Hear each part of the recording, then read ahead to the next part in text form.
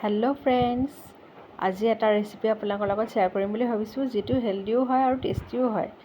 আৰু ডিপ এটা বনাইছোঁ, যিটো ইমানে কালাৰফুল হৈছিলে, খাবলৈও সিমানে সোৱাদময় হৈছিলে। এতিয়া মই বিশেষকৈ এটা বেটাৰ বনাই ল'লোঁ। চাট মছলা লৈ লৈছোঁ, জিৰা গুড়ি, ধনিয়া গুড়ি, বেচন, আন্দাজমতে নিমখ, হালধি, আপোনালোকে জলকীয়া গুড়িও স্লাইড দিব পাৰে, মই নাই দিয়া।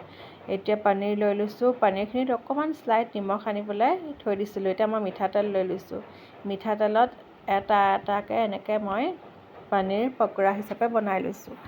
ইভিনিং টাইমত যে এনজয় কৰি খাবলৈ ইমানেই ভাল লাগে বিশেষকৈ, আৰু আপোনালোকৰ যদি কিবা সৰু সুৰা পাৰ্টি থাকে, আপোনালোকে এনেকৈ ইউনিক ৰেচিপি এটা ট্ৰাই কৰি চাব পাৰে।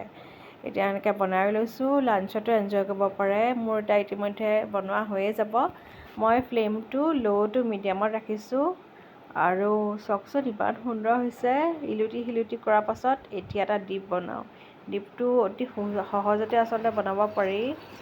এতিয়া মই দৈ লৈ লৈছোঁ, টেঙা দৈ ল'ব পাৰে আপোনালোকে। মই স্লাইড অকণমান মিঠা দিছোঁ। চাট মছলা, বিশেষকৈ জিৰা গুড়ি, আন্দাজমতে নিমখ এনেকৈ দি দিছোঁ। এতিয়া মই বিটৰুট অকণমান দি দিম, স্লাইচ কৰি লোৱা বিটৰুট। স্লাইচ মানে ধৰক এনেকৈ গ্ৰেট কৰি লৈছোঁ আৰু স্লাইচাৰে। এতিয়া ৰেডিও হৈ গৈছে বুলি ক'ব পাৰি। গোটেইখিনি আচলতে মিক্স কৰি লৈছোঁ। মিশ্ৰণ কৰাৰ পাছত যে ইমান সুন্দৰ ৰং হৈছে। এতিয়া মই প্লেট এখনত ডিপটো দি দিলোঁ। ডিপৰ লগত যে বিশেষকৈ পকোৰাকেইটা খাবলৈ যে ইমান সুন্দৰ হৈছিলে। আপোনালোকে এইটো ৰেচিপিটো যদি ট্ৰাই কৰি চোৱা নাই, ট্ৰাই কৰি চাবচোন, খাই বিৰাটেই ভাল পাব। যিহেতু মই ইউনিক ৰেচিপিবিলাক ট্ৰাই কৰি বহুত ভাল পাওঁ, নিজে আচলতে ভাবি পেলাই প্ৰত্যেকটো ৰেচিপিয়ে এনেকৈ বনোৱা হয়।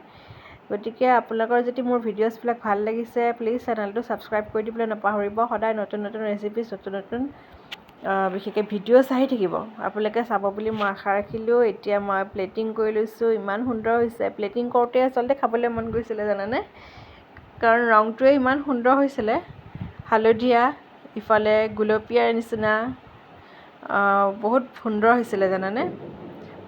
মনতে ভাবিলোঁ আৰু কেইটামাননো কিয় নবনালোঁ, ইমানে আচলতে সোৱাদময় হৈছিলে। নেক্সট টাইম বনালে কিন্তু অকণমান সৰহকৈয়ে বনাব লাগিব যেন পাইছোঁ।